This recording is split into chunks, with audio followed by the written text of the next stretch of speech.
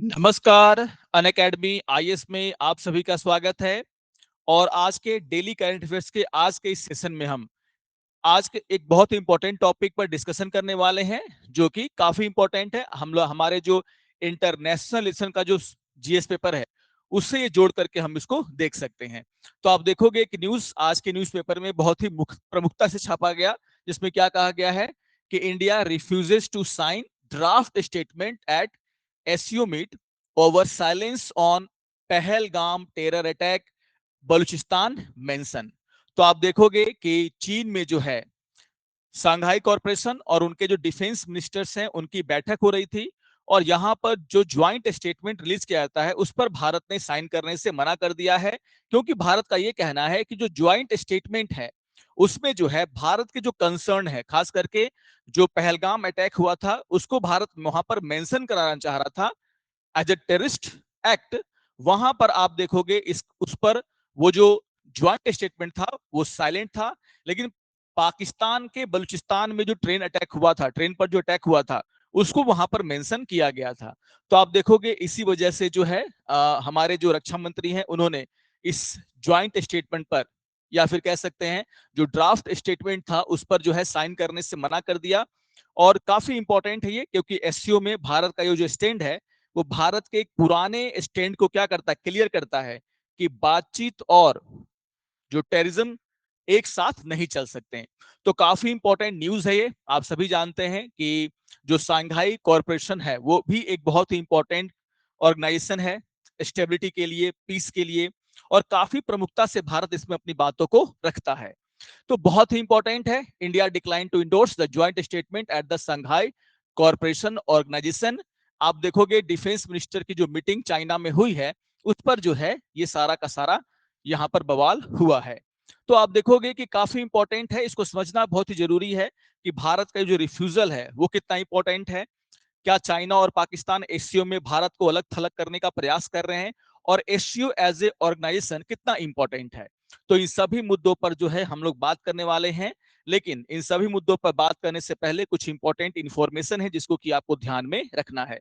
अगर आप यूपीएससी और बीपीएससी की तैयारी करते हैं और आप हमारा जो पटना सेंटर ऑफलाइन का उसको ज्वाइन करना चाहते हैं, तो आप इसको ज्वाइन कर सकते हैं। 1 जुलाई से जो हमारी नई बैच की क्या हो रही है, शुरुआत हो रही है। और इस बैच को अगर आप ज्वाइन करते हैं तो आपको 35% तक का ऑफ भी यहाँ पर मिलेगा। इसके अलावा एक और न्यूज है, अगर आप हमारे वेबसाइट पर आते हैं अनअकैडमी के, तो यहाँ पर आपको करंट अफेयर्स, मंथली जो करंट अफेयर्स हैं, प्रीवियस ईयर के जो क्वेश्चंस हैं और जो एनसीईआरटी के नोट्स हैं, वो भी आपको यहाँ पर अवेलेबल हैं, जिसका लाभ आप यहाँ पर उठा सकते हैं। इसके अलावा आप देखोगे कि अगर आप यूपीएससी की तैयारी कर रहे हैं और नेक्स्ट ईयर एग्जाम देने वाले हैं, तो आपके एग्जाम को ध्यान में रख करके जो प्रीलिम्स और मेंस का जो क्या है टेस्ट सीरीज है, उसको भी हम लोग यहाँ पर शुरू कर रहे हैं। ठीक है, तो यहाँ पर आप इसको भी ज्वाइन कर सकते हैं। हिंदी और इंग्लिश दोनों माध्यम के स्टूडेंट के लिए ये जो है अवेलेबल है टेस्ट सीरीज, इसको आप लोग ज्वाइन कर सकते हैं। अब आगे बढ़ते हैं आज के न्यूज पर। तो जैसा कि मैंने कहा कि एससीओ की जो डिफेंस मिनिस्टर्स की बैठक थी, उसमें जो है भारत के जो डिफेंस मिनिस्टर है राजनाथ सिंह, उन्होंने साइन करने से मना कर दिया है। तो सबसे पहले आपको समझना होगा कि आखिर ये जो एससीओ है एज अ ऑर्गेनाइजेशन है क्या, इसका इंपॉर्टेंस क्या है और इसका गठन कब किया गया। तो आपको ध्यान में रखना है कि एससीओ फिलहाल 10 कंट्रियों का एक क्या है, ग्रुप है, जिसमें अगर आप देखोगे तो mainly India, China, Russia, Pakistan, Kazakhstan, Kyrgyzstan, Tajikistan, Uzbekistan, Iran और बेलारूस जैसे देश क्या हैं, शामिल हैं।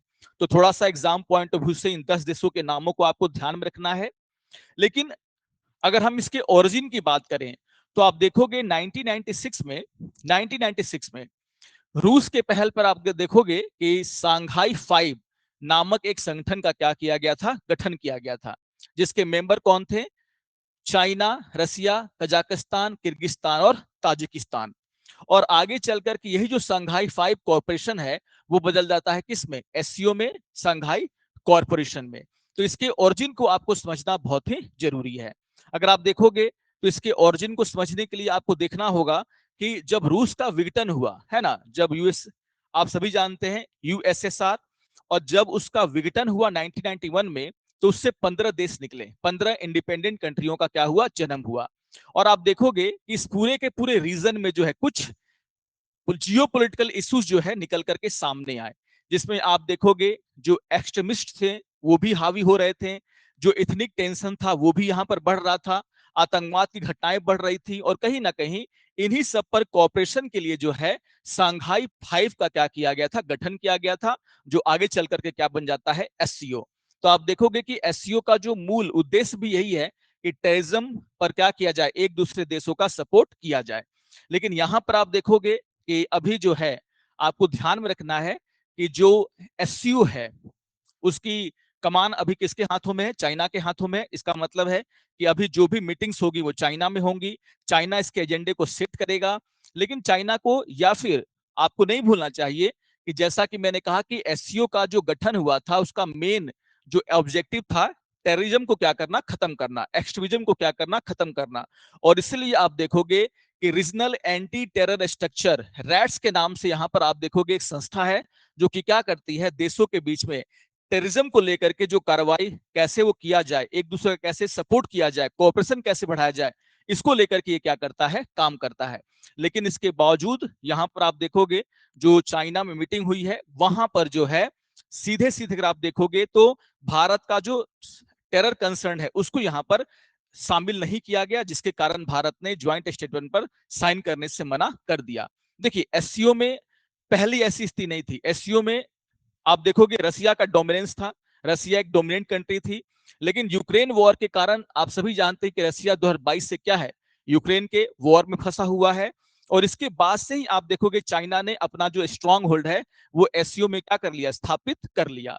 तो यहां पर आपको देखना है कि इसके बाद से चीन वहां पर काफी दबदबा बनाए हुए है, और कहीं ना कहीं चीन और पाकिस्तान के बीच में जो गठजोड़ है वो भी यहां पर खुल करके सामने आ चुका है।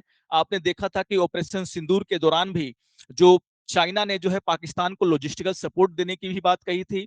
तो कहीं ना कहीं यहां पर आप देखोगे चाइना और पाकिस्तान मिल करके इस पूरे के पूरे ऑर्गेनाइजेशन का जो उद्देश्य है उसी से इसको क्या कर रहे हैं, भटका रहे हैं।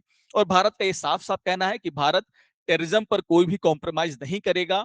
और इसीलिए ज्वाइंट स्टेटमेंट में जो यहाँ पर पहलगाम अटैक का को शामिल नहीं किया गया था, भारत ने इससे नाखुशी जताते हुए भारत के डिफेंस मिनिस्टर ने इस पर साइन नहीं किया है। तो अब देखना है कि आगे जब चाइना में राष्ट्राध्यक्षों की जब मीटिंग होगी तब भारत यहां पर क्या स्टैंड लेता है। तो अभी के लिए आपको इस अपडेट को ध्यान में रखना है। आशा करता हूं कि आपको इस विश्लेषण पसंद आया होगा। अगर आपको अच्छा लगे तो आप जरूर इसको लाइक करेंगे, अपने कमेंट हमें देंगे। तो मिलते हैं नेक्स्ट सेशन में कुछ और इंपॉर्टेंट टॉपिक पर डिस्कशन के साथ। तब तक के लिए नमस्कार और धन्यवाद।